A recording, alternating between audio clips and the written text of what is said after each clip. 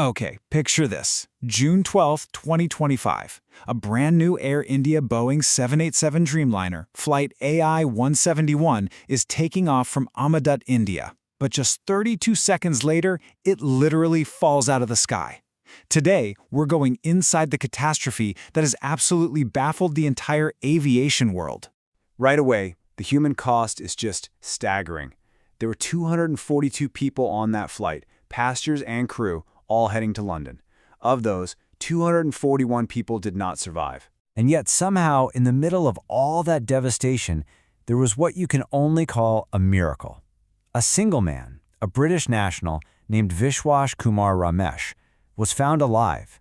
He became the sole survivor of the crash. And this, right here, is the question that everything hinges on. We're talking about a modern Dreamliner, one of the most advanced jets flying today. How does a plane like that just stop flying, mere moments after its wheels leave the ground? Okay, let's really get into this, because this is the one finding from the early reports that turned the whole investigation on its head. It wasn't some kind of catastrophic engine failure, not in the way you'd think. The data shows that the fuel supply to both engines was cut. I mean, this whole thing unfolded with just terrifying speed. The plane was in the air for just over half a minute. It only got to about 625 feet, that's barely off the ground, before it started its fatal plunge. There's pretty much zero time to react.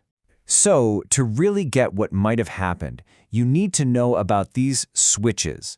They're basically emergency levers. If you have an engine fire, for example, you pull these to starve the engine of fuel. And the crucial part?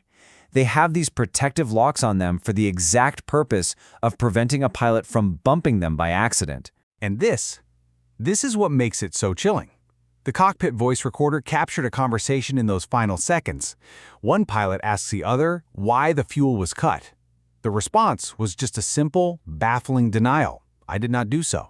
It points to this moment of absolute and ultimately fatal confusion in the cockpit. The flight data recorder, the other black box, laid out the exact sequence. Both switches were moved to cutoff. Then they were moved back to the on position, and one engine actually sputtered back to life for a moment. But at that low altitude, there was just no chance of recovery. None. So this leaves investigators staring at two possibilities. Was it some kind of freak accident? I mean, it's super unlikely because of those safety locks. Or was it intentional? And if it was, why? That is the huge unanswered question that has everyone completely stumped. Well, when you have a mystery this big and this complex, unraveling it takes a massive global effort. This is not just an Indian investigation. Because the plane was American-made, with American engines, you've got the top safety bodies from the US, like the NTSB, involved, plus their counterparts in the UK, and of course the manufacturers, Boeing and GE. The entire global aviation industry needs to know what went wrong here. And, while those switches are the main focus, investigators are not getting tunnel vision. They are looking at everything. We're talking hidden mechanical flaws, procedural mistakes, even things like fuel contamination. Some experts point out that losing both engines at the same time might point to a bigger, systemic issue. And what makes this all even more complicated is that these pilots were not rookies, not by a long shot. Captain Sumit Sabharwal was a very experienced instructor with thousands and thousands of hours in the air. The first officer, Clive Kunder, was also very well qualified, so their deep experience just makes that confusion in the cockpit even harder to understand. It's so easy to get lost in all the technical details, the switches and the data. But it's so important to remember what this is really about. It's about a devastating loss of life, not just on the plane, but on the ground as well. The plane's final tragic moments brought horror to the Meganagar neighborhood of Ahmedabad. On top of the 241 people who died on the plane, at least 19 more people lost their lives where the aircraft hit the ground. The impact site was a medical college hostel. The Dreamliner just tore through the buildings, including student residences and dining halls.